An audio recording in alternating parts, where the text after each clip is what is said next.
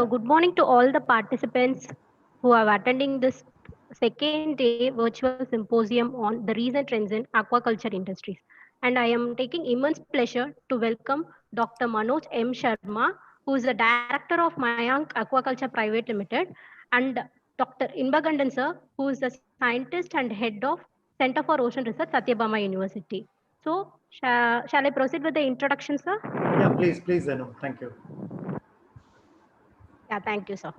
So, Dr. Manoj M. Sharma is a pioneer shrimp farming professional having expertise in sustainable shrimp farming and a key person behind Blue Revolution and transformation of coastal wetland into most viable shrimp farming, providing livelihood to thousands of people in Surat, district of Gujarat. He started his career as a technician in a small aqua farm near Surat, Gujarat. After having worked for 3 years, he convinced and proved successful shrimp farming to the local farmers and officials of the Department of Fisheries, Government of Gujarat, by practically demonstrating shrimp culture. His ard and dedicated work has transformed the coastal wasteland into the most viable shrimp farming business, providing livelihood to thousands of people in Surat, district of Gujarat. Having seen successful research, Government of Gujarat allotted large extent of brackish water land, close to 5,000 acres, to the farmers. Currently, he is the director of Mayank Aquaculture Private Limited. He was nominated as a board member of Central Institute of Fisheries Education, ICAR, Mumbai. He is a partner of Mayank Aqua Products, MV Aquatics, Mayank Aqua Farms, VM Shrimplets, and Aqua Viva Indotech. He was a member of Subcommittee Fisheries Planning Commission Government of India for 12th 5-year period. He has been appointed as a member of Subcommittee Fisheries Planning Commission Government of India for 12th 5-year period.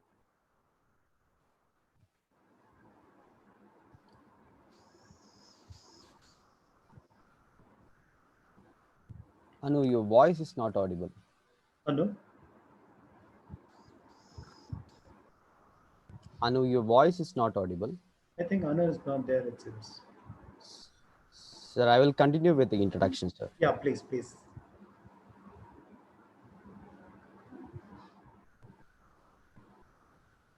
Can you hear me now, sir? Yeah, please, Yeah, Anu, please. please, Yeah. Anu, please. Yes, sir. Sorry for the interruption because I had some network internet connectivity. No problem. You can go ahead. Yes, sir. Thank you, sir. Yeah. So, Dr. Manoj M. Sharma completed his Master of Fisheries Science in Fisheries Management from Central Institute of Fisheries Education, Deemed University, ICAR, Mumbai, and acquired PhD in Fisheries Science from Swami Ramanan Teerth University, Nandit, Maharashtra, India.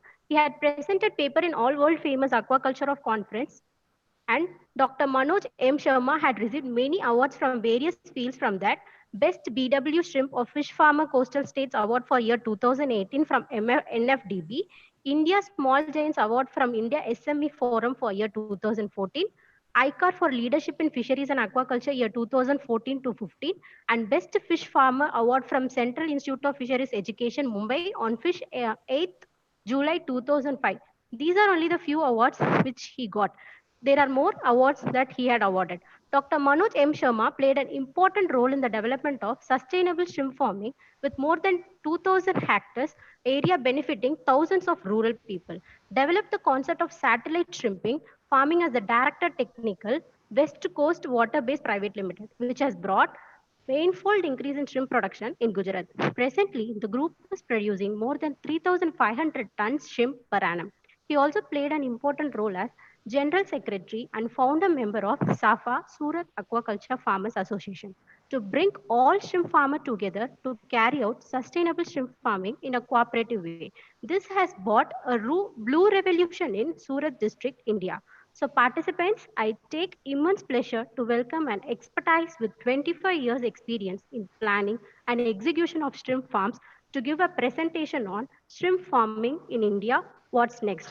So I'm taking immense pleasure to welcome you, sir, Dr. Sharma, sir. So the floor is over to you, sir. You can start the presentation. Thank you. Thank you. Thank you, Anu. Thank you so much. I'd like to thank first Dr. Inba. Thank you, sir. To approach me and invite me to this Satyabama Institute webinar. Thank you, sir. Those who are listening to me, viewers and all my friends, today is actually I'm very low because it's a very unfortunate day.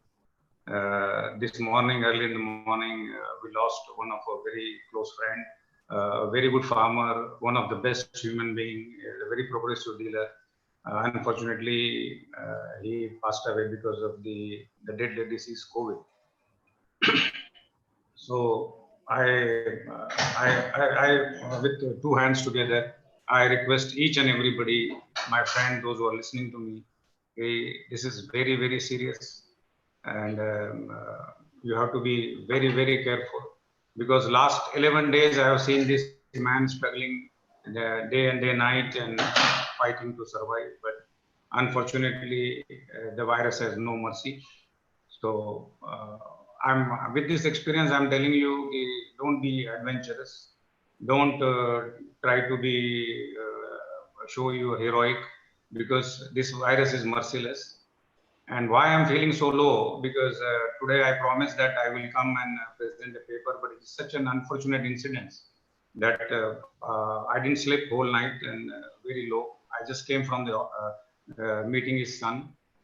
The very unfortunate part is that even they are not allowing the dead body to be touched. You imagine the family going through, a 58, 59-year-old person suddenly gets infection 5-6 days back, some small feverish and cough, and then he hospitalized and they say he's a positive. Then every day, every hour, the condition deteriorates, and finally he says goodbye to us. But imagine the pain, even for his final rites, even you're not allowing to touch him, see him, his final face. And somebody, unknown person, unknown team will go and cremate him. What a situation, and I don't think, people in our country are taking it very serious. So those who are listening to me, again, I request each and everybody, please be safe, take care of your family, take care of your each and everybody. Use all your safety things, sanitize your hand, wear mask, whatever possible you do, because we are very close. We are already 4 months, and maybe TV everywhere you can see lots of vaccinations are trying. Maybe another 50-60 days or 3 months, something good will happen. So we don't know when someone of our near dear can go. So this is a platform where we are all gathered to talk about the aquaculture business and the advances in that. But this is also a very situation of very grave concern that each and everybody, those who are listening to me, I could see that hundreds and hundreds of people are there on live streaming Google. So please take care of yourself and your near dear, because this virus has no mercy. So, help me also to pray, join me for the prayers that God, each and everybody, those who have lost their lives in this COVID, all God give them peace. And also, deeply, if whatever good we have done in this life, I pray to God that Almighty, please bless us and please finish this pandemic. This is really, really, it's very, very disheartening, very painful. So, pardon me if I'm not in my full energy as usual, but I'll try my best to convince what is the best situation to go ahead in this aquaculture. So to start with, because when we talk about recent advances, what is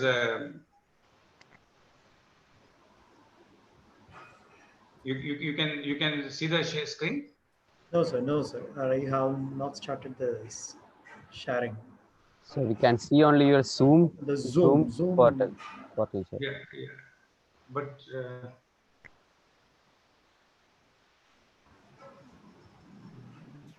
you can see now? No, sir. We can see your screen, sir, but the presentation is not. Presentation. Now, You just open the presentation in your screen. Now you can sir. see? No.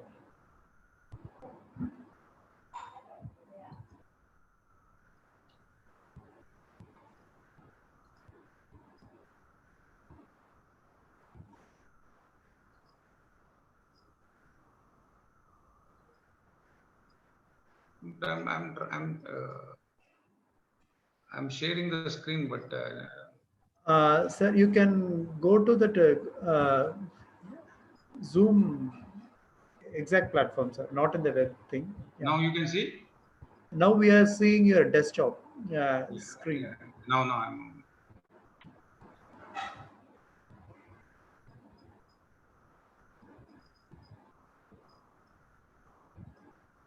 How much time I have, Dr. Inba? Sir, you can have 45 minutes to 1 hour, sir. No Now you problem, can sir. see. Now you can see. Yes, sir. Perfect. Yeah. Okay. Yeah. Yes, sir. Yes, sir. So today's title of my talk is like shrimp farming. What next? So I know with my experience of 26, 27 years into shrimp farming, I'm not trying to talk what are the recent advances in the world and how things are moving ahead, but I'm talking to the forum as a farmer and an all-time practitioner in shrimp farming. What shrimp farming I have understood and what I have practiced, and then to the Indian context, what it fits to the Indian context. You know, there's no point in seeing what's happening in the world over, but we have to adopt the technology what suits to India. So we should really see how shrimp farming has started, what is the background, then how the monodon era, the Vanami era, the rise and fall of monodon, the rise of Vanami, and again there is a fall has been started. So how it can help and rescue our shrimp farmers. So what are the best advantages that how me as a Mano Sharma, who started with 2-hectare pond, now I'm already farming into 150 hectares. So how I have developed, how I have adopted the science to be a successful, and that's what I'm trying to share all of my practical experience. So let's start because there are a lot of students, there's a lot of faculty experts, farmers, industry people, those who are listening to me. So for those who are the students, so we should also little go into the background of shrimp farming. Like India, you know, shrimp farming has started almost like 35-40 years back. But if you see the history of shrimp farming has really came into, maybe literally we can say the shrimp farming science has born in 1930s after the successful breeding of Penis japonicus, the Marsupinis japonicus, which is called Kuruma by Motasako Fujinaka. So that's 1930. And then India, you know, mostly it was a tidal thing, which was like whatever the brackish water tidal areas like Beris in West Bengal or Pokali fields in the saline affected paddy fields in Kerala. The shrimp farming has started by accidents by incoming tide waters. Then later on, the scientific study has carried out in 1970s by Seema Farai. But the real breakthrough, the commercial breakthrough started when MPEDA has established Tusk Park and Aus Park in 1988. So you can see once the commercial shrimp farming started, you can see like Andhra Pradesh was already, people were doing a lot of fish farming and all. So once the seed has started, people started getting into the momentum of monodon. And you can see from 40,000 to 1,43,000 ton shrimp has been always produced in monodon era. And this agro business, this especially aquaculture industry has really sparked, and most of people in Andhra Pradesh has converted from fish to monodon. But unfortunately, in 1994, the deadly disease WSSV came because India was always having a shortage of the seed. So some enterprising farmers dared to import the seed from other shrimp farming nations, and then there was the entry of this deadly disease, white spot. Now today, how the COVID has come from China to the whole world. So virus can travel with each and every particle of life. But also 1996, some Supreme Court ban came when I think, excuse me, some doctor is continuously calling me. Praveen. So actually, just give me a second, doctor.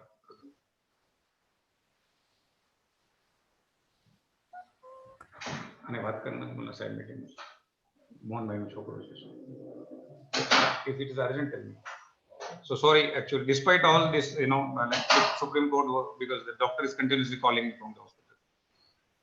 So you know, in 1996 the Supreme Court ban came, and in the almost monodon shrimp farming came to a halt, because I started in 1994 from Gujarat. So I still remember our first crop itself was affected with white spot, 4-pond trial pond. And you can see that even after the Supreme Court verdict, 2-3 years, there was not much development. And all this has led to a very, very problematic situation in Monodon, and our industry never revived more than 75,000 dollars. So then before getting into what happened after the Vanami, so I will say that major institutes which were involved into our research and education of aquaculture and fisheries in our India is like SIBA, SEMAFRI, CIFE, and College of Fisheries with our state agriculture universities. You can also see the organizations, government organizations which are in the support of this industry, Department of Science and Technology, Biotechnology, UGC, several non-government organizations and private industry. We can see that main public sectors which are involved in development of aquaculture in the country, Brackish Water Fish Farmer Development Agencies, Extension Division of ICR, the MPDA, the NFDB, State Fisheries, the financial institutes like NABARD, everybody. So before getting into the real advances and the recent techniques, we should also understand how shrimp farming has evolved and originated in India. So let's say we have already discussed, it has started with some tidal water incidences which has come into the open of these dairies and Pokali fields. So the era of traditional was almost like early 80s, you know, like where only the natural seed used to come in the water, and whatever the harvest 200, 300 kilo used to come and people used to harvest. Then came the 1998 breakthrough with good quality seed, commercial seed, and people started getting into the good quality seed stocking. So that era is I termed is as a modified extensive, where seed, feed, and water exchange used to practice. So remember, my friends, in this era, when you can very clearly see, I insist that this is every problem to shrimp farming, there was a single solution, one called water exchange. And that's where the technique has been evolved. Whatever problem you have, like 10 to 30% daily water exchange, that technique has been evolved. Then we came into 1995 era, post WSSB infection, when people started disinfecting the incoming water to tackle the virus.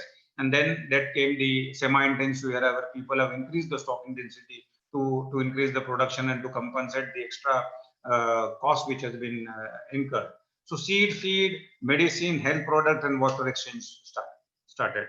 Then also people seen there are a lot of emergent diseases are coming, especially in Monodon, loose shell, the running mortality, the white spot, the Vibrio, so many. Then came actually the intensive era, when we are now approaching that seed, feed, medicine, probiotics, and minimum or zero water exchange. So you can see only from traditional seed and water, then we have developed in 40 years to a very, very intensive and a very biosecured mode of shrimp farming. So this is a scientific representation of shrimp farming. You can see whether it was a Monodon or the Vanami era, modified extensive, semi-intensive, then feed, soil, health. Then you can see the disease, environment, health equation. And then you can see this is complete scientific representation. And then, as I told you, India, if you see shrimp farming, we can divide into two era, like the Monodon era and Vanami era. Monodon, already we discussed that it started after 1988, and it was synonymous with our brand called Indian Black Tiger. And we already, the maximum production what we achieved was 143 ton in 2003. But average, you can see it was 75-80,000 ton. And as I said, Supreme Court verdict has halted the industry, so the white spot. But in 1990, when we see the early 2000, that Pacific shrimp has been doing very good in the shrimp farming nations. So we also appealed to our Indian government in 2003 for a cohabitation study. Some Sharath industry and BMR industry, they got this exotic species stock, and after cohabitation study, proper study, in 2009 it was opened for field farming. And then in that Vanami era, you can see when Vanami came to India, remember that our entire infrastructure, especially because here we are talking about the problems and recent advances. So we have to also understand where we started committing some mistakes. So here I will try to say, because I have also having the Monodon farms, and how Monodon farm has been converted to Vanami. It took some time, but since Vanami was introduced to help the farmers, those who are suffering from Monodon farming because of especially the lack of quality seed. But what happened, because people have tried to copy the high stocking model from the Southeast Asian countries. So you have to remember our practice, our infrastructure, each and everything was like for monodom. And suddenly we have introduced seeds of Vanami, and we tried to do Vanami the Vanami way. So we had lots of issues. Then actually in 2010-11, and we were not prepared for our infrastructure and everything, and suddenly there was huge production, piled up production. So in 2012, we have seen people have not lost money in Vanami because of production, because the lack of infrastructure and lack of handling of the Vanami. And then suddenly you can see 500 plus hatcheries and 1,500 processing plants and thousands of ice plants have started coming up in 2013, 14, 15. Now today, even we have a capacity to process and handle 1 million tons of production. So this is how gradually each and every industry person, right from seed industry, feed industry, the technicians, the dealers, distributors, everybody has earned phenomenally well from 2011 to 2017 in the Vanami tsunami. Then what happened? Then you have to understand what happened. So let's going into now the post successful era. So let's talk about 2019. What happened in 2019? So we are very proud that India became one of the number one producers in the world and number one exporters also in the world. So last 2019 we have produced close to not above like 8,05,000 tons production worth 40,000 crore rupees, and we have also produced 75 billion SP of Vanami seed, and feed production also gone up to 2 million tons. So if you see the production bifurcation in this slide, you can see Andhra Pradesh, still the father of the industry, you can say the father state of the industry, has still contributed 71%.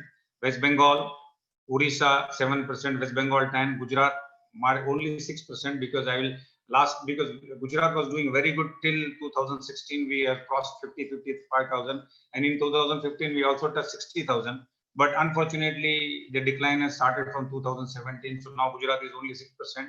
Very happy that West Bengal is progressing, even Orissa is progressing, and other Tamil Nadu 3%, and other states like Maharashtra and all 3%.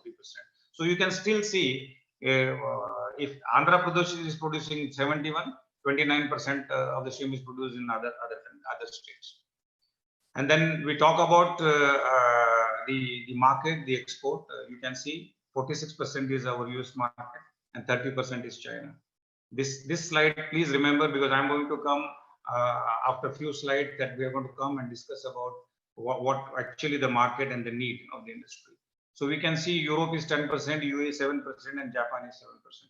So still, if you see China and in USA, 75% market is we are dependent upon these two markets.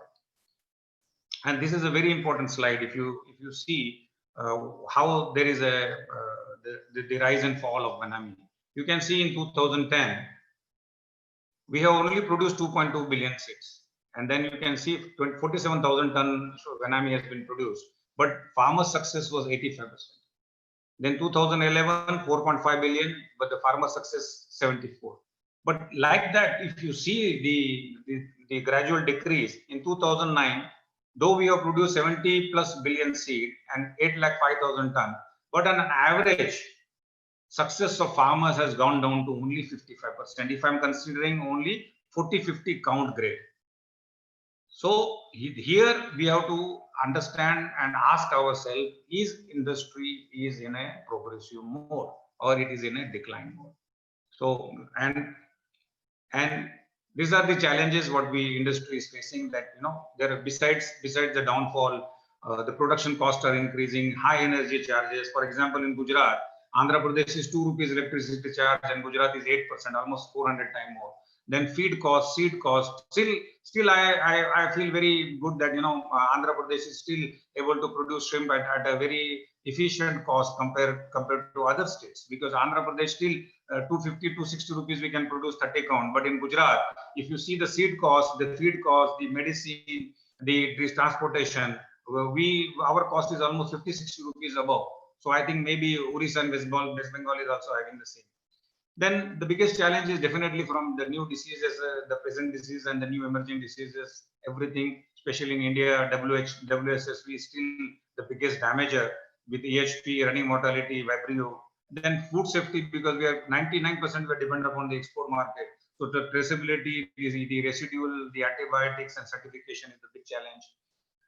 Definitely environment concerns like climate is changing, flood, water pollutions, many things, and even the changes in management from farm practices to even evolving the technologies and adaptation of that technology is a big challenge. But to me, dear friends, this slide is very, very important because I have seen the rise and fall of Monodon. Also, I have seen the peak of Venami, and it is coming down.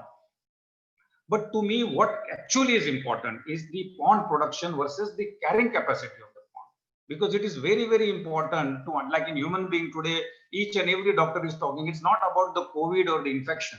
It is your immunity, your carrying capacity of your own body, how it is going to tackle in the time of stress or in the time of crisis. So it is very, very important for farmers and scientists to understand the pond production is purely depends upon the carrying capacity of that particular pond. So aquaculture is not a country specific or a state specific. It is not even the site specific. To me, with 27 years experience, I will very strongly, with confidence, I will say shrimp farming is all about that particular pond carrying capacity. Because same seed, same feed, same medicine perform differently in different ponds of the same farm. So it is very, very important for farmers to understand the carrying capacity of that particular pond to have a very good profitable crop. So then when you talk about your pond and your carrying capacity of the pond, but it is directly related to the production area also and the water carrying capacity of that particular area. For example, please focus on this next two slides. This slide in 2009, you see this is a Google. You can still go to the Google archive and see in 2009, it was only 45 ponds. You see the creek, you see the river Mendola. It is only 45 ponds in 2009. And now you see the explosion. 2018, 4,600 ponds have developed in this area. Imagine what kind of organic load, what kind of the carrying capacity of that particular area has compromised. Now nothing is growing in this area. 60, 70 maximum days, you have Vibrio, you have running mortality, you have white gut, you have everything, you have EHP. This is again, I'm those who have missed, again I'm taking back to show you how this aqua explosion, especially the Venami explosion, has caused damage to the carrying capacity of the shrimp farming area. And because this story is not in Gujarat, wherever you see the Venami shrimp farming has downtrend, whether it's Thailand, whether you go to China, you go to Indonesia, everywhere, wherever there is a failure, you can relate this picture. Again, you can see 40 ponds and then suddenly 400 ponds. So that was the basic thing which has happened.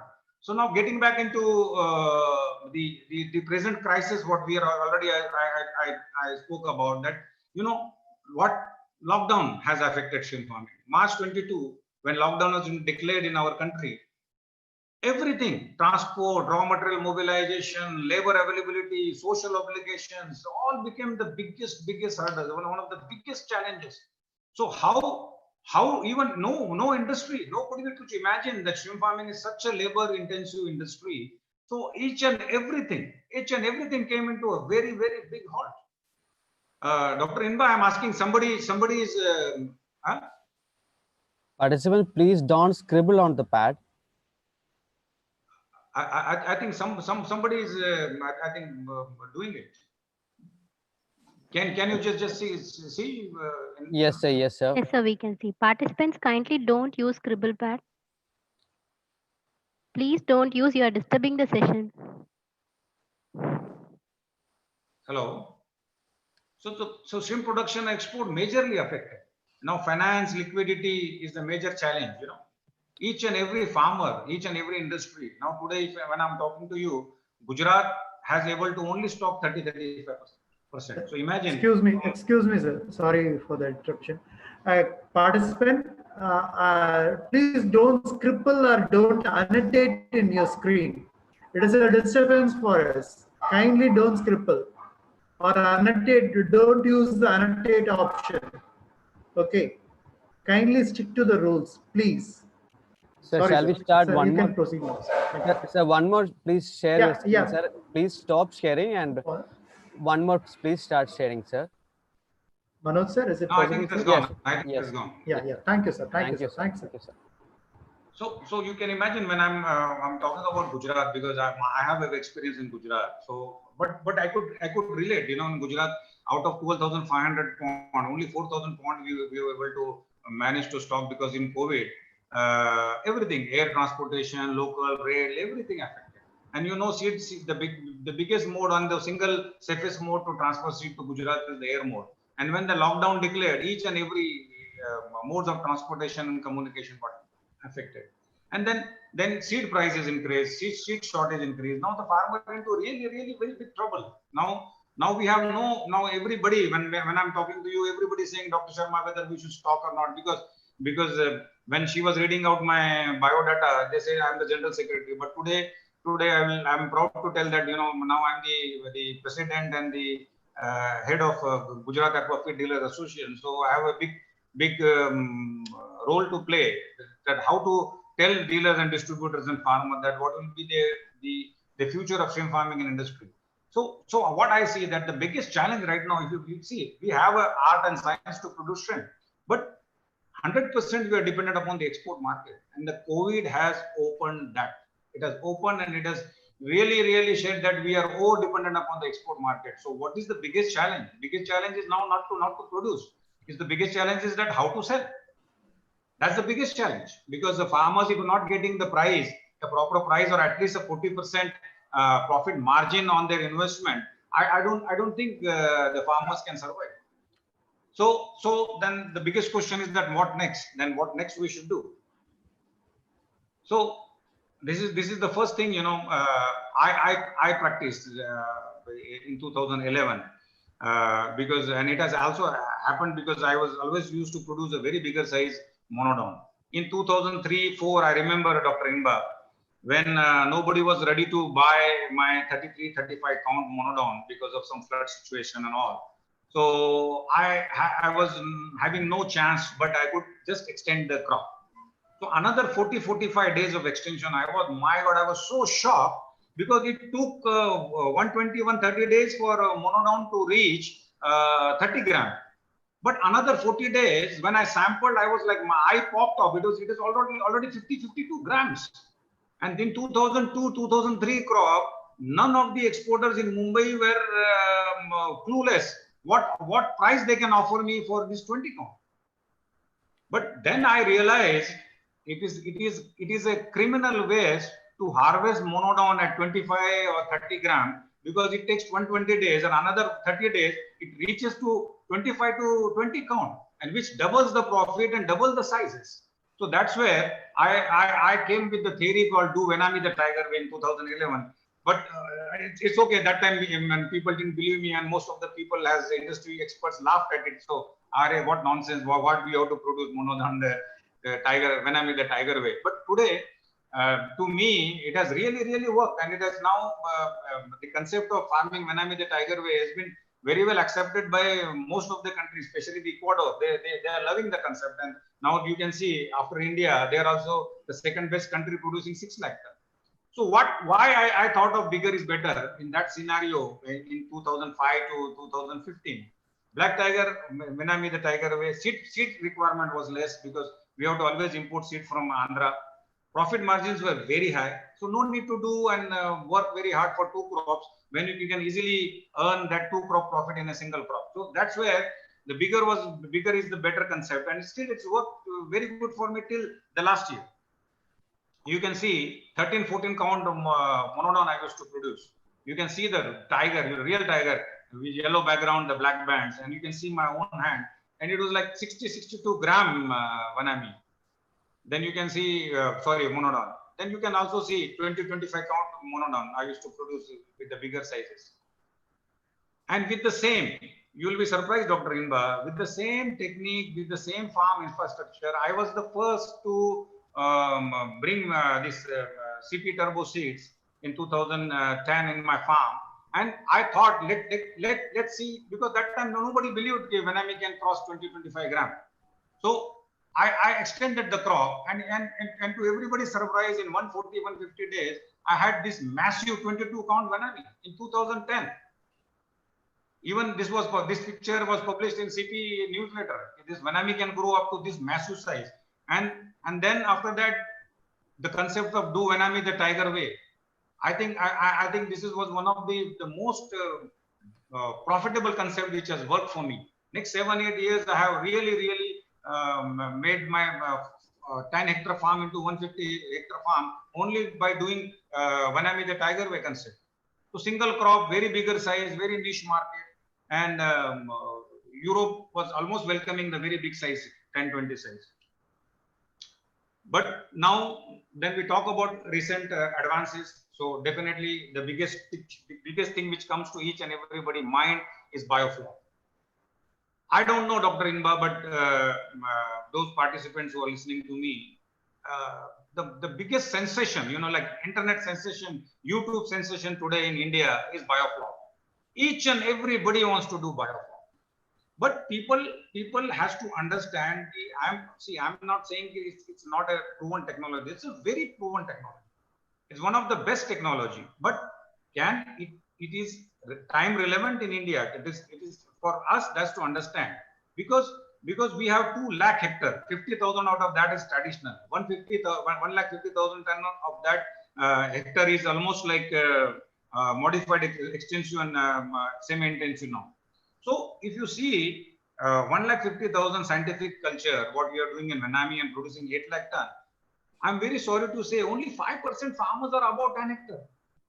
But 90% farmers are below 3 hectare on average. So when it comes to a mass production, that 90% of a farmer has still not able to adopt this scientific technology, then that can backfire us.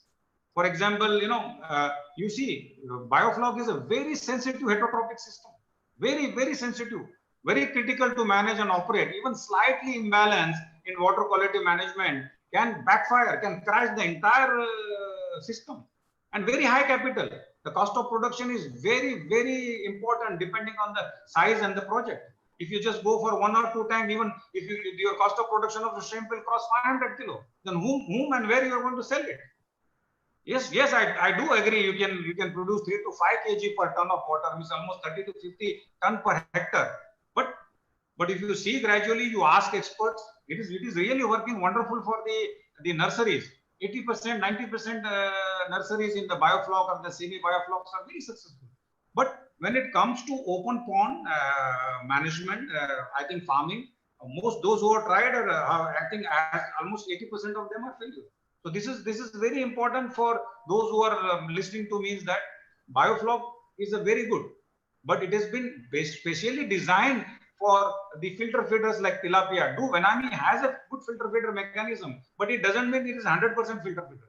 But many people, when they ask me, sir, can pangasius be done on biofloc, or this can be done on biofloc? See, biofloc means the animal should have the ability to filter the floc and convert into the body growth. If the animal doesn't have a filter mechanism, it's a waste. It's a waste of your time and waste of your effort. So those who are crazy for biofloc, please try to study it properly and don't get an allure to the pseudo consultant, those who are claiming that this much can be produced or that much can be produced. When we really want to adopt the technology, the technology should fit to your area and fit to your pocket, and it should fit to your economy. Otherwise, there is no point, because I have seen people, Texas A&M, they have done the rack culture. They are only growing shrimp in only 20 centimeter for 15 centimeter water. But shrimps can be produced, but can it be sold in a economical viability? That is what we have to understand. Today, when we talk about exports and we talk about ourselves, the cheapest shrimp is produced in Ecuador. Ecuador shrimp is produced in $3 to $3.50. So when we cannot even compete with Ecuador market, because today China, everybody has posed up a serious challenge to our processors, by giving them, okay, Ecuador give, why you cannot give? No, you cannot compare apple and oranges. Ecuador shrimps, it's like 5 hectare, 10 hectare, 20 hectare, huge bodies. Their electricity is quite cheaper. Their feed is quite cheaper. The seed is quite cheaper. And their productivity is hardly 1.5 ton per hectare. So you cannot compare Ecuador shrimp with Indian shrimp. India has its own context and own limitation to produce. If you see in India, when our seed availability is 45, 50, 45, 40, 45 paisa in Andhra and 60, 70 paisa in Andhra, Gujarat, we cannot afford to produce 50 count, 60 count, 70 count below 300 rupees. So our cost of production, whether we produce 60 count, 70 count, or it is nothing less than $4. So $4.50 we cannot afford to even export. So this is a very important point for us to understand. We can scale up the production, we can go in intensification, but we have to also see the efficiency and the economy of our production. So you can see some pictures. Then this is a very, very important side. When we talk about technology, already I discussed. So the efficient technology has to be accepted, because today farmers has to learn how we can reduce the cost of production. The cost of production can be reduced by better quality management, so our survivals can be very high. Cost of production can be reduced by efficient feeding techniques. Cost of production can be used by good efficient aeration system, use of good quality probiotics. So this is very important to have high survival, more unit of production in the lesser DOC time. So today that is the biggest challenge. Those slow growing, because now people talk about broodstock, genetics and SPF, but I have seen stock to stock, SIS to SIS, batch to batch, Kona Bay to Kona Bay, even Ocean Institute, so many broodstock, but they have a different performance in different seasons. So now if you see in Gujarat, the average DOC is 120 to 160 days. The moment last 30-40 days, the our power cost is 8 rupees. So another 40 days we prolong the culture, the efficiency goes completely off. The cost of production goes up by 20-30 rupees every month. So that is very, very, very important for farmers, especially farmers, to understand how we can be efficient in producing the cost of production. You can see the biosecurity, some protocols, whatever I use in my farm. You can see the bird nets, you can see the animal fencing, the crab net, even my outlets are covered with stainless steel mesh, even there will be no contamination. Then you can see the food dip, the hand washes, what we generally, a simple technique to adopt the biosecurity measures at our farm. And then you can see this is 125 acre, complete BAP certified, my own farm. You can see it's a completely closed. Only you can see that all water, it is completely spoiled with ETP, and you can see the pond design, the only 0.4 hectare, is like 70 by 70 pond. And you can see 40% of my entire farm is dedicated to water and water treatment system, because it's very, very important, because we are doing aquaculture. Remember, my friends, I will tell you, those people, those scientists, faculty who are listening to me, I'm a very practical guy. See, I know only one thing. When you go to the sea, billions and millions of animals survive in the same water quality. Fishes to bacteria to aquatic vegetation, everything. When Dr. Inba, one sea environment can support to so biodiverse life, from bacteria to fishes, from prawns, small prawns to the whales, the same water quality can be suitable to each and every biolife in the sea. So you have to imagine, you don't need to experiment so much on your water quality. You have to maintain water quality as close as possible to the nature. Then you can grow anything. But I have seen like, no, for biowall, this is requirement. For fish, this is requirement. For Vanami, that is requirement. No, this calcium magnesium ratio for monodon was different. So I'm asking a simple question. Then how come so many animals, billions and billions of species, lives in the same water and grow from ages to ages? So it is very important for us to understand the real water quality parameters in the chemistry to do aquaculture. That is what is very important practically to understand, Dr. Inba. So now, which is actually the biggest game changer in India in recent 2-3 years, is the nursery system.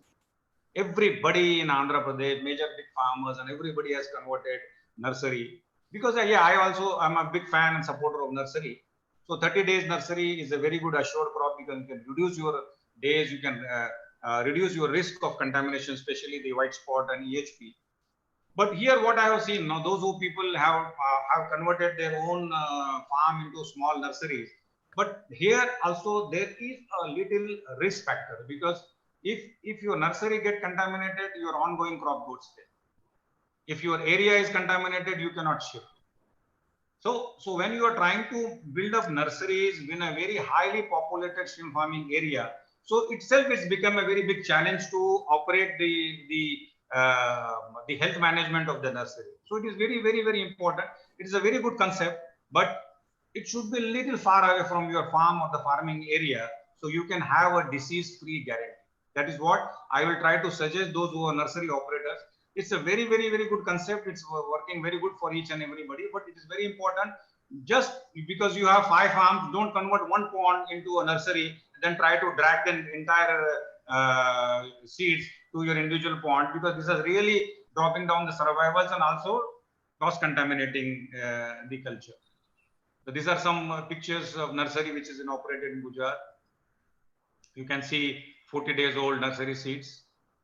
But based on my experience in last 2 years with nursery, Dr. Inba, so I have come with my own concept, Mayank Aquaculture Private Limited. We have built up a very 10 crore unit, which is almost looks like an hatchery, but actually it's an indoor system as a multi-phase culture. So it's a very innovative hyper culture system, very vertical production system, complete biosecure facility. So 20 days into from PL4 to PL15, then PL15 to 30, then from only 50 days culture into the farming system. So you can see 30-hectare farm, which can easily produce 20 to 30, 60 pieces, 30 ton. Then we have managed to put it into a 1 hectare unit of complete indoor grow out with a very, very intensive system of 300 pieces PL.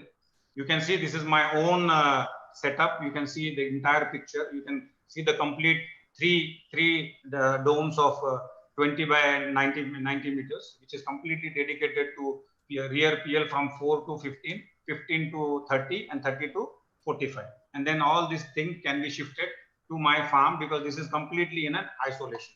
You can see a very systematic seawater intake system with five-step settlement, then ready to use RTU.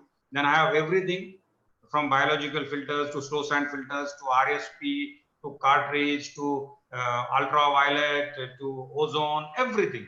And then it's a complete like a hatchery system. You can see the insides with a very good efficient aeration system. These are 50-ton tanks, which will give me PL4 to PL15. Then you can see this 200-ton tanks. And then last trial result, you can see we have grown very healthy. We have gone up to 20-22 count Vanami. You can see the spread of very good production, Vanami production from my own farm. You can see the animals. You can see the quality. Even last crop, NFDB Chief Executive Madam and Dr. Rani Kumidani, she visited. You can see my French partner, Jacques Podin. You can also see my guru, Dr. A.K. Reddy and Aqua International, Mr. Nazir. But this is the biggest thing. What I think that in the recent, what really Dr. Inba can really help India is the domestic market.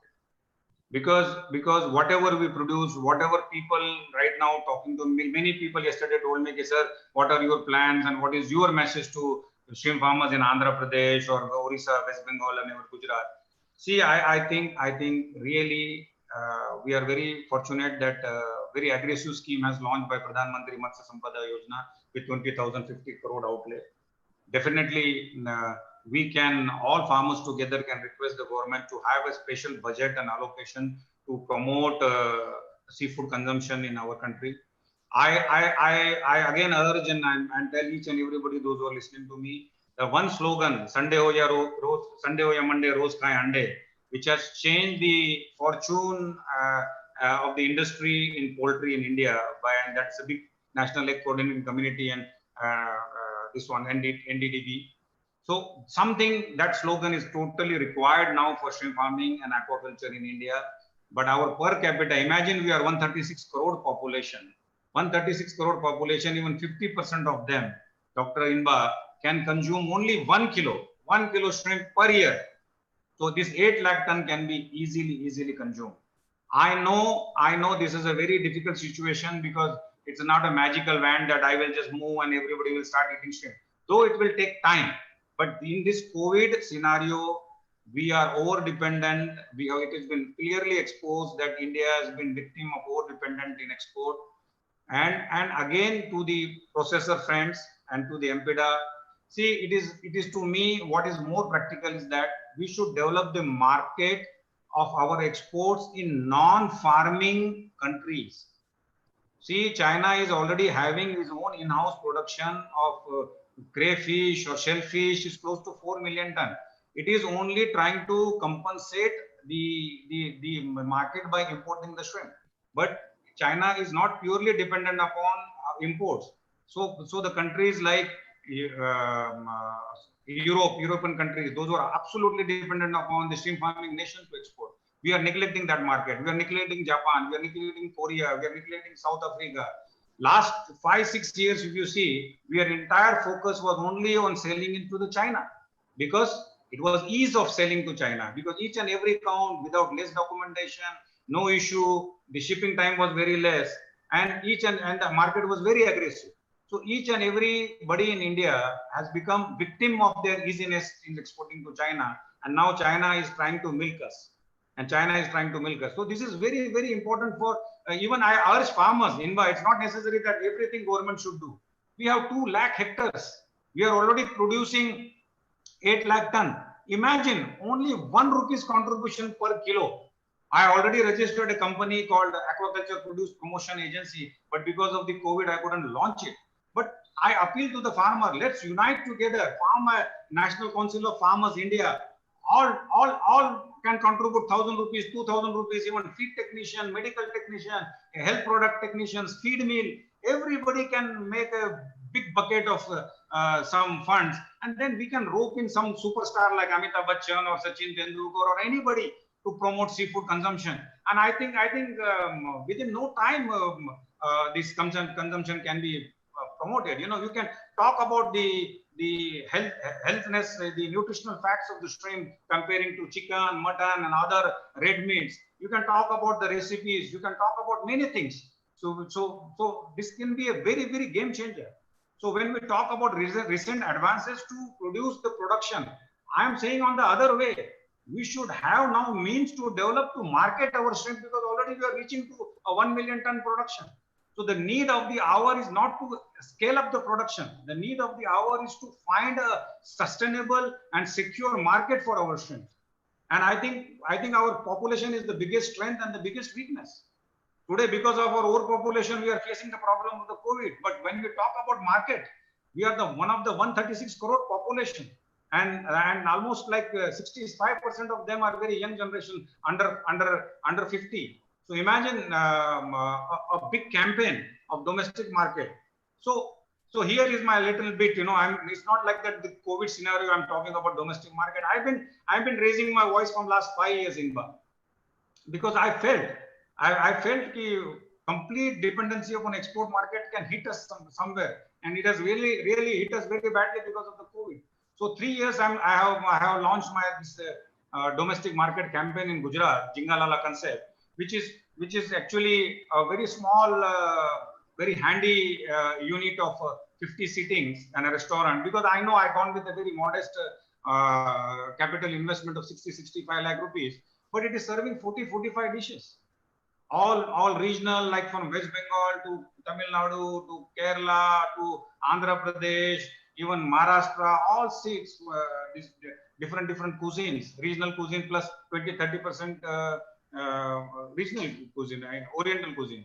You can also see amid COVID, I have also seen there is a lot of online sales increase. So same platform, Jingalala, from my farm to your door, I started selling Jingalala fresh, the medium, the large, and the jumbo sizes, and it is getting a very phenomenal response. So this is very big time for us, to government, to the state governments, to the stakeholders, to even the feed millers. Everybody can join hand together. And the biggest challenge in our industry is that processors and farmers are the two sides of the same coin, but they don't gel up together. Processors always think that farmers are into a wrong side, and farmers always think the processors are milking them.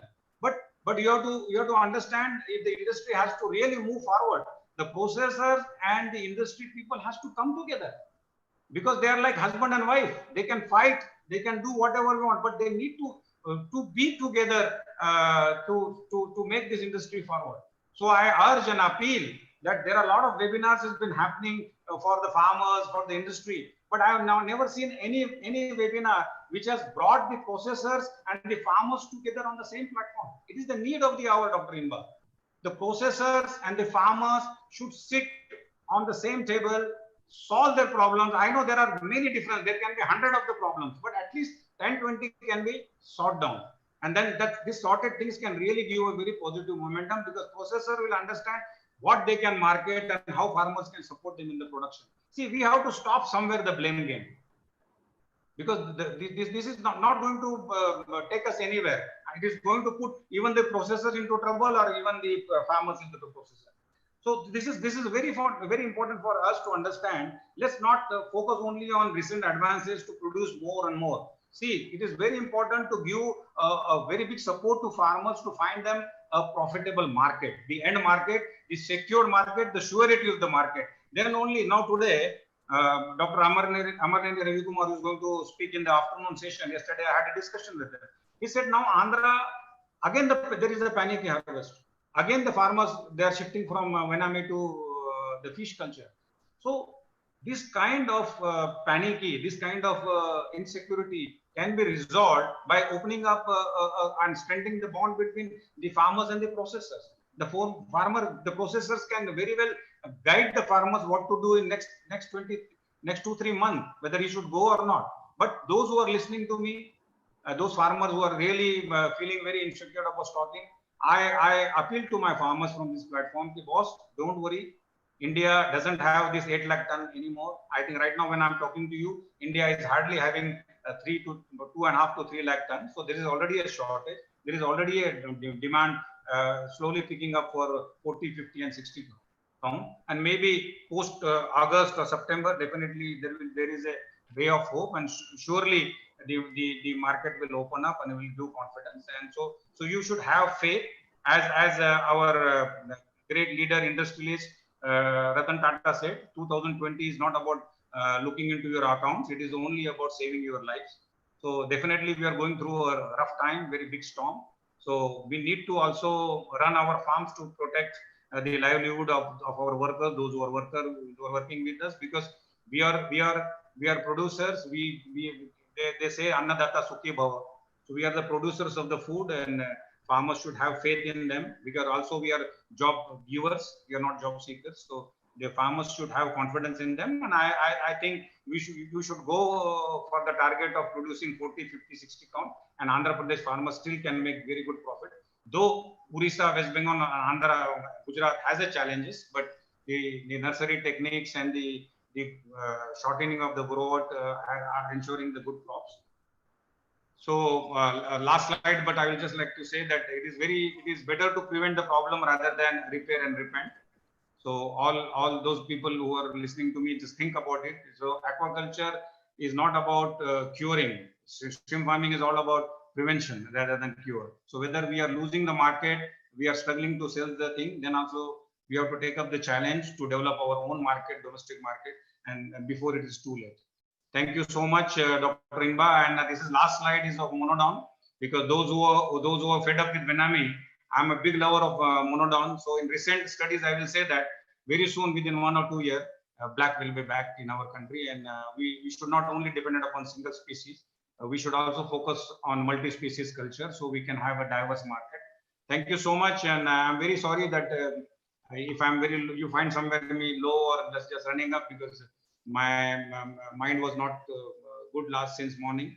But it is also my duty to guide my fellow students, my farmers, because we also need industry, we also need economy to run our family.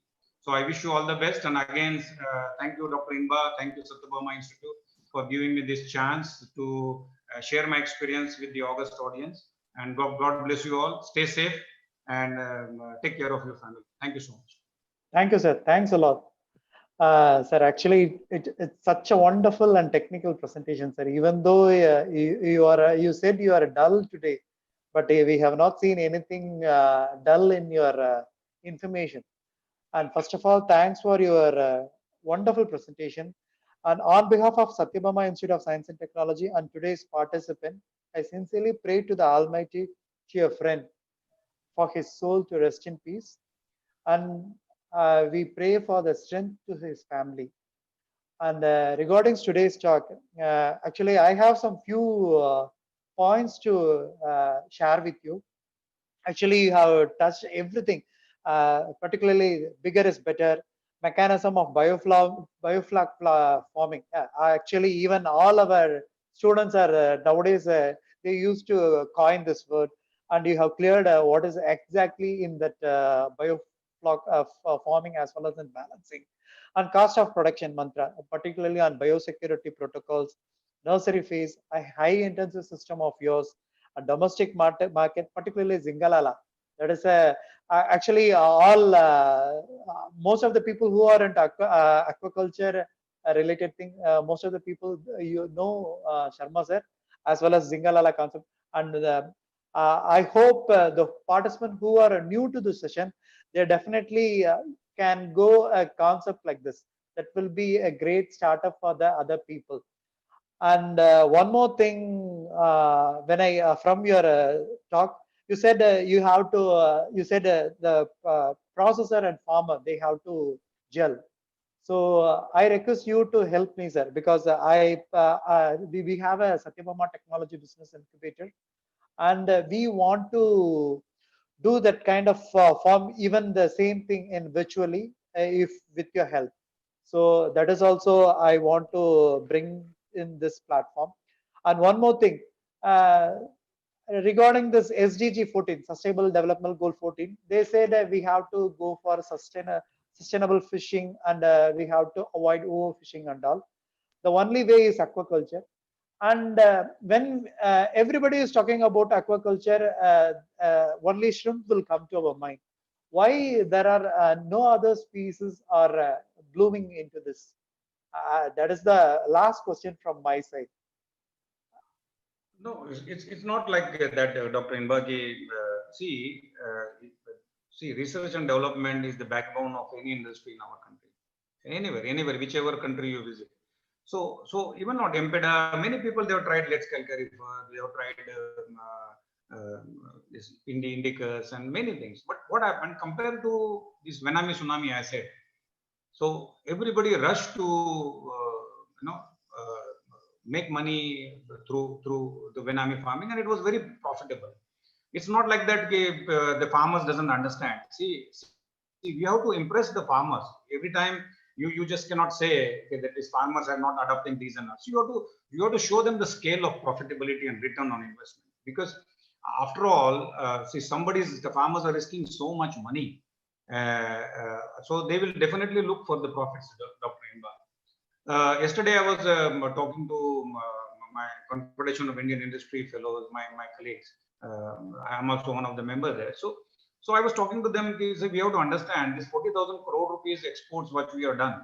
See, I salute to the farmers' entrepreneurship and their daredevil thing from Andhra Pradesh to each and everybody, whether he is having 1 hectare or 1,000 acres. 90% of our entire aquaculture is self-finance. You show me any institute, like from NABARD to anybody who has invested crores and crore rupees. This 40,000 crore rupees turnover from 8 lakh tons of Venami has been self-financed. It is the blessing of the dealers and distributors, those who are daring to give credit to the farmers.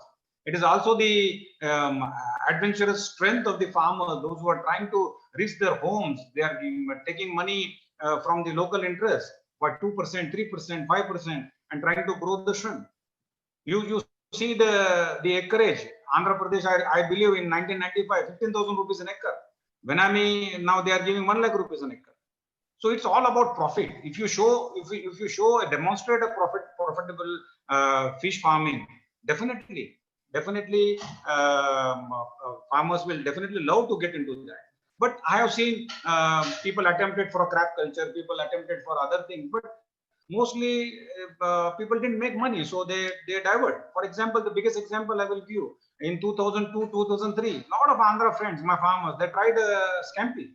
They scampi, but they see, you see the data in 2002, 2003, 2004, the scampi production in India, the data came up to 25-30,000 tons. But what happened after that? Because farmers are saying they cannot make money by doing monoculture of scampi, so they were diverted back to monodon, from monodon again to banana. So it's all about your money, your investment, and your scale of return. So I do agree with you. So so 20,050 crore rupees outlay is there in Pradhan Mantri Matsya Sampada Yojana. So we need to try demonstrate some very successful model techniques and things to farmers to adopt it, to go to the scalable things. So I think I don't me a farmer and all, I'm a very pro farmer.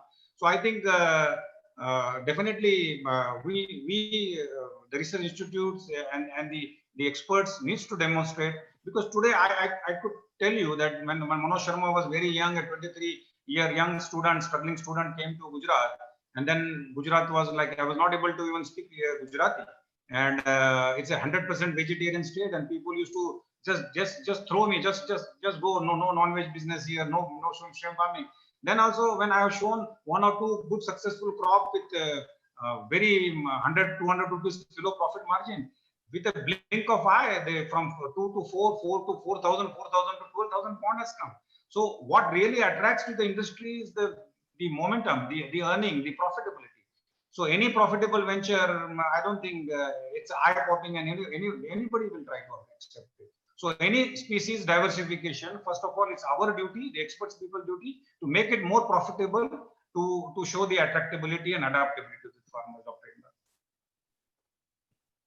And again, I'm repeating it. Inba, whether it's a fish culture, it's a crab culture, anything. I think the biggest game changer which can prove in next 4-5 years will be only focusing on our domestic market. Why we are not ever thinking about supplying shrimp to our defense? Why we are not thinking, even our fisheries ministry or the parliament, only egg, chicken, mutton is served. Why not fish and shrimp? So even we can appeal to our PMO, he's a very dynamic leader. I hope sometime he gives me 5-minute time so I can go and explain him the strength of aquaculture in our country. So even pray for me sometimes. Modi ji gives me a chance to listen. So I will definitely go and tell him how our defense can be such a powerful buyer. Why to give our young soldiers a meat or a chicken when we can give them a proteinaceous with full minerals and vitamins? We can supply them the shrimp at a cheaper price than the mutton. So somebody needs to approach, and somebody really put the right word to the right ear, and then I think no time the industry will click. Thank you, sir. Thank you, sir. Seshadri sir, if you are online, can you give some few words, sir? Vinith, Seshadri sir is there. You Yes, can sir. unmute. I'm here, sir. I'm here. Yeah. Yes, Please, sir. sir. Please, sir. This is a wonderful practical lecture from Dr. Manoj Sharma. I really appreciate the kind of time he has taken in spite of his greater loss of his friend. So this is it's a very sorrow state for time for him also, but in spite of that, he managed that to come and discuss this with almost 300 participants. This will be useful for many people. In fact, as Dr. Inbakandan observed, we want to create as many entrepreneurs as possible with the science and technology backup. So in this area only, we need to think differently and come up with new fishes. It is not that as a flock we go and fall to this Vanamai, and in fact we were also discussing about this problems faced by the farmers in Vanamai cultivation, and Tamil Nadu is almost doomed now, especially in terms of this. It requires a lot of changes, and changes not only in the mindset, of course, as you said, people have to be trained how to look into the domestic market and try to improve the domestic market. But thing is, domestic market is also robust, but the problem is our people, traders have, I'm a vegetarian basically, I tell you very clearly, but still I'm talking about that. But thing is, our people, our marketing people always showed only the poorest quality for our Indians, and the best quality were sent out of the country. Not only in shrimp, it is also in spices in many areas. Even people growing paddy, they sell the paddy outside, get the rice from ration shops. This is the kind of mentality we have. If we change that mentality, things will naturally change. but I hope there is a possibility we can join hands and do something better to bring more people to cultivate even small scale. In fact, I was talking to Dr. Inbakandan about this small scale cultivation of shrimps also. It is something like a plug and play model for backyard cultivation of shrimps or any fishes for that matter. It will be a mobile cultivation system or small scale cultivation systems where people can harvest on a routine basis continuously. So that kind of systems also can be brought in so that small profits can be trickling in for the people in the rural areas to make small money and sell in the local markets also. So somebody can work on this and we can join hands to do something in this line to help the people. We don't have to use monstrous motors or anything. We can, it's a kind of little improved aquarium kind of model we can think of. We can plug with solar. We can help the people to position it in the backyard to make small harvest. Even every week they could able to harvest small thing, some 2 kilos, 3 kilos. That also will be of help to them to make money out of that. So maybe it will be a wonderful thing. We can discuss on this and take it forward. Thank you so much. Thank you for the Thank you wonderful so much, sir. lecture, sir. Thank you. Thank you, sir. Thank you, sir. Sharma sir, if there is time, shall we make the participant to ask 1 or 2 questions, sir? Is it okay for you, sir? No, it's okay. No. Okay. Anu, you can go with the question answer session, please. Thanks for the wonderful presentation, sir. It was an eye-opening and very knowledgeable information that we have got it. And I will read some few questions and queries from the participants. The most general question the participant asked is how to become successful in the shrimp farming, or some tips to start the shrimp farming. So those who are listening to me, right from students to the industry experts to the farmers, I have only 3 words to say for their success.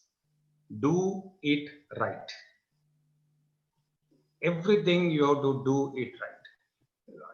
Try to go visit the successful farmers, try to see how correct they are. It's right from construction, selection of the site, to feed selection, to seed selection, all the procedure protocols, you have to do it right. If you slight deviation, slight compromise, it will fall like cards. Shrimp, see what I have understood in my shrimp farming, if you put 1 rupee extra, that can give you 1,000 rupees profit, 100 rupees profit. But if you try to minus 1 rupee from your pocket, try to save 1 rupee, it can lose your 1,000 rupees. So what actually is happening, farmers, because we are not trying to understand how the nature has changed. See, wherever Venami is introduced, you have to understand that country has started performing very poor after 5 years. Reason being, because for India, we used to produce only 70,000 tons.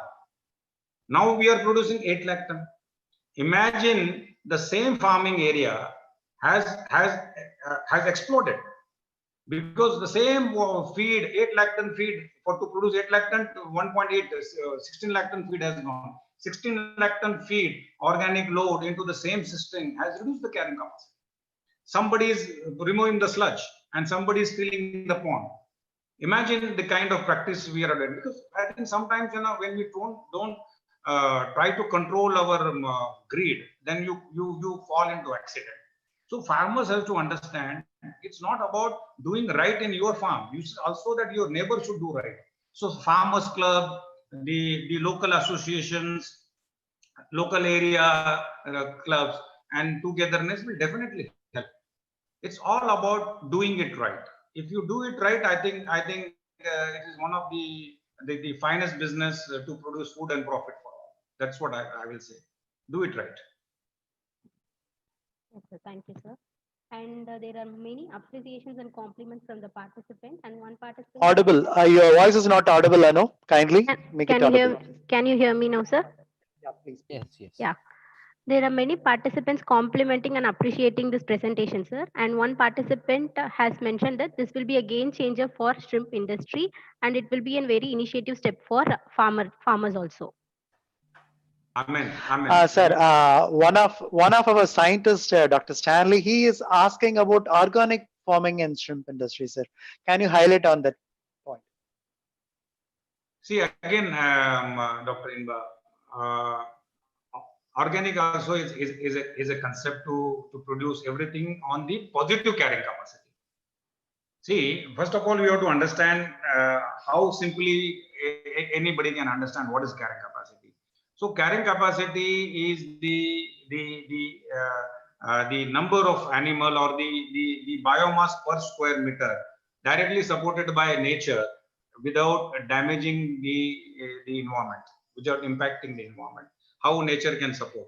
For example, if you think about lakes and reservoirs, where you can happily produce 50-60 kilo of fish per hectare with this natural productivity. So organic farming is all about that.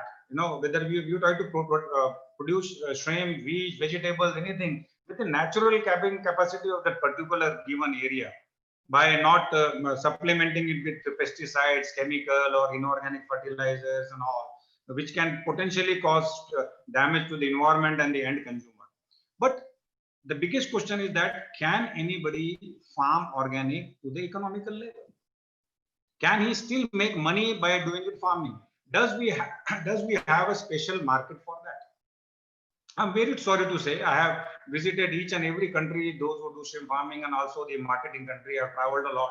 But most of the things when we talk about organic, it's only 1% population. Those are actually, rather than environmental conscious, they are more fashionable. Oh, today I had an organic vegetable, today I had this. But it is very difficult for an end person when I'm trying to give him a shrimp from my normal pond, and also I am giving a shrimp from the same look like shrimp as an organic. So they need a certification, they need a evaluation, they need a quality, everything, audit. And plus also, is anybody is going to give price? Because I have seen in, I was in Austria. So there was a superstore, I visited there and I saw the salmon. So normal salmon was like maybe 5-6 pound euro a kilo. Then second shelf I've seen an organic salmon right from the Alp mountain. And it was like 50-60 euro. So that difference price was there. Here also you can see a normal milk and a Gir cow milk is 3 times costly. So definitely organic shrimp and organic food production is a welcome and it can be a very big game changer, provided we get that kind of appreciation and response from the end consumers. And unless and until it becomes profitable, nobody will try to touch to that hand. But definitely, post-COVID, there are so many things are going to change in our life. Now nobody will remember as a AD or before the BC. People will remember as now a pre-COVID COVID era. So definitely, health will be the first priority all over the world. So definitely, organic and safe and healthy food is going to be the priority. But provided people try to scale up this production and also get an appreciation in the market, there should be a market. Then only it's a win-win situation for also the producer and also the consumer. Thank you, sir. Thank you, sir. So one more question, sir. This is not about there is a general talk. Shrimp farming always used to degrade the fertile lands of agriculture related thing. I mean, agricultural lands are used for the shrimp industry, and they are making the soil fertility into saline nature. What is your point on this? And what is the role of cage culture in shrimp farming? The two things I need an answer from your side. I'm sorry to say, by such a good forum, a good momentum is going on. I think rubbing on the wrong side will create a problem. Okay, sir. Okay, sir. No, because see, there are some people. There are two type of mindset. One who opposes any development, and one who also supports any development. I'm a very pro farmer guy, and I have never seen in Gujarat, because Gujarat has a narrative points. A lot of kilometers and kilometers of area are flushed by sea water. So these are all infertile wasteland. And I'm thinking, and I think in that way, there was zero opportunity, because 30-35 ppt salt. Gujarat is very famous for salt production. If this wasteland, salt affected land, has converted into shrimp farming, which has given a livelihood opportunity to lakhs and lakhs of people. So I don't want to get into the controversy that who has done in the private land, who has converted into agriculture land. But if it is done as per the MPDA master mapping or the guidelines of Coastal Aquaculture Authority, you are very good in land selection. I don't think it has even a zero impact on shrimp farming. If you do try to do something wrong, definitely it can create an adverse effect. So if you really try to go and do shrimp farming in the most selected land suitable for earmark for shrimp farming, I think it is a very, very good equation for the environment and even for the land and productivity conversion and employment. If you become greedy and try to convert a productive land into shrimp farming land, then definitely it can backfire. And when you talk about cage, definitely Vanami is also a column feeder and thing. But I think it's right now we have so much land. Now recent updated data has also showed we have lands close to 1 lakh hectare, 10 lakh hectare in inland saline sector. So when we have such a vast land, so why to go vertically and try to damage the carrying capacity of the particular land? We can still go for sustainable shrimp farming module. And remember one thing, Dr. Inba, it is important for us to go not only produce single species Vanami, we need to also produce a lot of fishes, a lot of other aquatic vegetation, aquatic weeds to balance the act. Even we should look for ornamental fisheries. We should look into all aspects and develop a domestic market for that. So domestic market can be a big game changer, not only for Vanami, even for fishes and everything. So India has a very big population, and aquaculture producers, whether some scientists just said that he is a vegetarian. So definitely he will not eat shrimp, but he can still eat the very proteinaceous aquatic vegetations, which are for the vegan people, it is very suitable. So definitely it's all about balancing the act between profit and environment. Thank you, sir. Thank you, sir. Hope the participant who raised the question, he got the answer, it seems. Thanks. Thank you, sir. And one more question, sir. Yeah, please, Anu. Yes. One more question is from Dr. Lokaparathima, Ministry of Earth Science. Yeah. You can unmute her and she can directly talk to sir. Yes, sir. Yes, sir. Mr. Vinith, please unmute her. Yes, sir. Ma'am, you can unmute yourself, ma'am. Ma'am, please unmute yourself. If ma'am is not unmuting her, Anu, you can proceed the question. It's not it's not. Yes. Ma'am, good morning, ma'am. Good morning, ma'am. Welcome, ma'am. Okay. Good morning. Good morning. Yes, ma'am. Yes, ma'am. Yes, ma'am. Kindly, ma'am. I'm just drawing your attention, Dr. Manoj, to your last slide, where you said prevention is better than cure, and one statement you had made. In that context, I wanted to say, you're also spoken about carrying capacity. People speak about carrying capacity. They tell you what to do, but then I wanted to throw light. What are the measures you can take for maintaining the carrying capacity of a water body? It should be feasible, isn't it not? When people have so much experience, they would have they would have made some notes on the do's and don'ts to maintain a water body, to maintain a soil. So what I understood, ma'am, it's not we don't have a unit to measure the carrying capacity. It is only the practice and your own protocol establish the carrying capacity, what you do there. What I have understood in earthen pond with normal aeration of somewhere about 8 to 10 HP, you can easily produce 4.5 to 5. Okay, but the moment you try to produce more and you go to a system where always your oxygen levels are critical, then the stress point starts to the growing shrimp. There where I say the negative carrying capacity starts. So it's very important for each and everybody to understand what is the level of your growth, your average daily growth into the pond with 1 or 2 crop practice. Then you can easily understand where to say okay, where we should say stop now.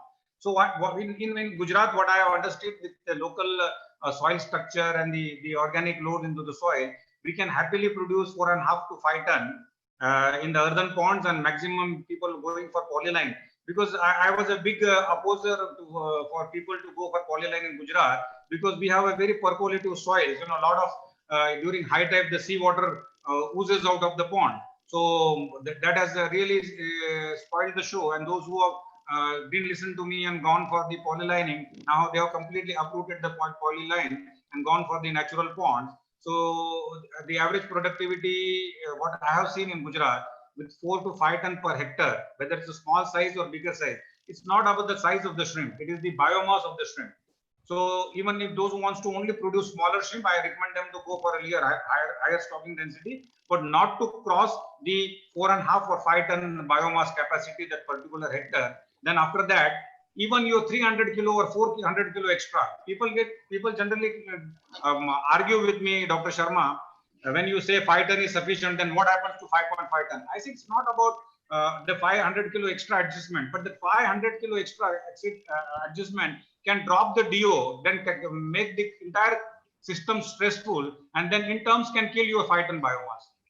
So it is exactly like see, today I am 80 kilo, but I can carry very happily a 10 kilo bag on my shoulder for the whole day, but I cannot carry 50 kilo bag on my back and the whole day. So it's all depend upon your individual carrying capacity, where your individual person has to understand what is enough is enough. So that has to be acquired with your individual trade knowledge. You cannot just say there is not any measurement that you just put that probe and then they will say, okay, you can produce 5.2 ton. It's not like that, because it has to be observed and it has to be studied by your regular practice from your point. Thank you, sir. One more Thank point, you, Dr. Manoj. Yes. Yes, ma'am. Listening to you, ma'am. Yeah, one more point, Dr. Manoj. It's about you drew our attention to how animals survive in nature. All animals survive in nature. There's no problem of disease and things like that. Can we not imitate something, because Gujarat has so much land, something called as a mariculture rather than aquaculture, where you draw the best from the water bodies. The water body cleanses itself, and then economy is not the final answer. You should know how not to kill the golden goose for a quick return. I mean, there should be some sort of a change in mindset where you harness the nature in a more open system, like they do in Norway. In Norway, the aquaculture farms are set up in cages right on the ocean. Exactly, ma'am. Ma'am, I'll take you 1 extra minute to answer you, because last year I was in Bangladesh. You know, Bangladesh is only famous for the traditional mode of shrimp farming. But now also, since the ponds are 40-year-old, they are also facing a lot of problems. So they invited me as a guest speaker by a fish tech company. So I was talking to them, and so the hall was full with 500 people, and then I was presenting them in India. White spot is number 2, these and that, number 3, number 4, and the world over, the biggest damager is white spot, number 2. So they said, sir, what is the number 1? I said, no, the number 2 diseases like that, number 3. Then again he was frustrated, sir, but why you are not telling the number 1? I said the number 1 disease in the world when it comes to farmer side is the greed. And that greed is the biggest game spoiler, ma'am. When you talk about carrying capacity and everything, people knowingly see how the carrying capacity they have compromised. Initially, we were very happy, even 2 ton of monodon. But Menami came, and then people saw Thailand, somebody is producing 40 ton, somebody is producing 50 ton. They try to imitate. It's like watching a Bruce Lee movie. When you see Bruce Lee is hitting 50 people. So we also want to practice that coming the young boys, and then you break your hands. It is all about practice. It is about keeping everything right. That's what I said. Do it right. It is very important to do correct it. It's the biggest example I gave you. There is a lot of billions and billions of flora and fauna survives in the same seawater with the same water quality. As you very correctly says, we need to go very close to the nature to understand the natural carrying capacity, and yes, not to become greedy. Because we have so much of resources, we don't need to go very vertical. But some people, those who are pro of industry, they will always talk, no, how much land has to be wasted? Who is going to feed this 7 billion population? Everybody has to grow vertical because it is in their interest. See, hatchery people always want to sell more seed. Feed people always want to sell more seed. Farmers always want to produce more. So give me more is the biggest disease, man. And I fully agree with you. But when again questioning back to you, give an answer to your question, the carrying capacity. To me, madam, in 27 years of experience, to all my farmers, I will tell you, with my experience is something like video game. Shrimp farming is nothing less than a video game. Every crop, when every crop is like a one level, when you cross that level, for the second crop, you need to increase your effort. You cannot proceed in a video game by not putting an extra level effort to cross that particular level. So those farmers who are already done 6, 7 level, so their effort has to be increased. You cannot say, no, that last crop I have used this much probiotic, so same thing I have to do. No, boss. Last time your organic load in the crop was very new. The pond was very virgin. The pond was very fresh. The first time if you have produced 5 ton in that, you already use 7 ton of feed. So next cropping pattern, next cropping protocol has to be 20% more effort. So that only you can successfully cross that level. And the once you become 50-50 dependency, earlier 90% nature will support you. Your involvement is only 10 to 20%. But farmer thinks that everything is very good he has done. But the moment when nature gives you a call, then only the problem, right? People will say, Amma, what happened? Everything I did right, then also shrimp dying. So this is very important to balance the act. So I do agree with you. We have to understand the nature and go one with the nature. Yes, thank you, Dr. Manoj. That was nice. Thank you, sir. Thank you, ma'am. Thank you, Lokbharti ma'am. Thanks for the interaction. I think if you don't mind, Doctor. Yes, sir. We are going to stop the question and answer session here.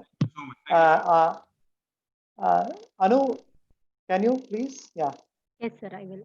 We can stop the question answer session here. Yes. Sir, it's not a question here. Actually, I want to point out here because as our scientific steering committee member from MOES, Dr. Lokbharti ma'am is here, and Dr. Seshadri from Technology Business Incubator is here. And as you said, Manoj sir, you said there is a meeting is needed between the processor and the farmer.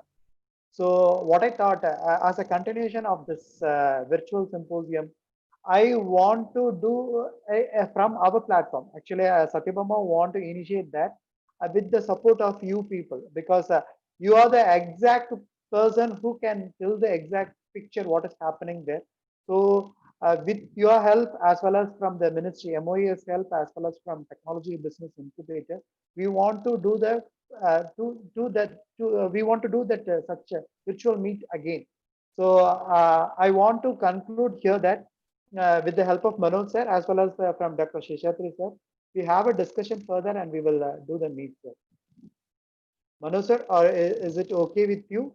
Definitely, because now definitely whenever you want to rope in the Seafood Export Association team members, Mr. Jagdish Pufandi, president, is from Gujarat and is a good friend of mine. I will definitely request your proposal to him and also share his contact details. So farmer side, definitely few top farmers and industry people from each and every state can join, and that will be a very good forum, and it will be a very great initiative by Satyabama to do it. It is in the larger interest of the industry. Yes, sir. Yes, sir. Thank you, sir. Thank you, sir. Because we want to be the platform to do that. Good. And very congratulations that you have still managed to get 1700 registration. And thank you so much, Dr. Inba, for your networking skills. That is phenomenal to see 1700 people registration. And credit goes to you and your team, and also Seshadri sir and everybody, those people who are involved to make this successful. In fact, after talking to you and meeting all people and seeing each and everybody's face, I'm feeling a little motivated and positive. So God bless you all, and God bless our aquaculture industry. And I always believe that aquaculture has the power to transform the economy and the livelihood. Thank you so much. Thank you so much. Thank you, sir. Thanks a lot, sir. Thank you, sir. Thank you. Thank you. Thank you.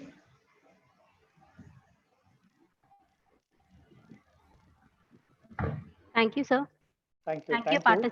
Yes, thank you, participants, for patiently. Thank you. Thank you. Thank you, ma'am. Thank you, ma'am. Thank you, Seshadri sir. Thank you, Lokbharti ma'am. Yeah, thank you. Thank you. Yeah, thank you, ma'am. Yes, Vinit, we can close the meeting now. Vinit? Okay, sir. Okay, sir. We'll meet.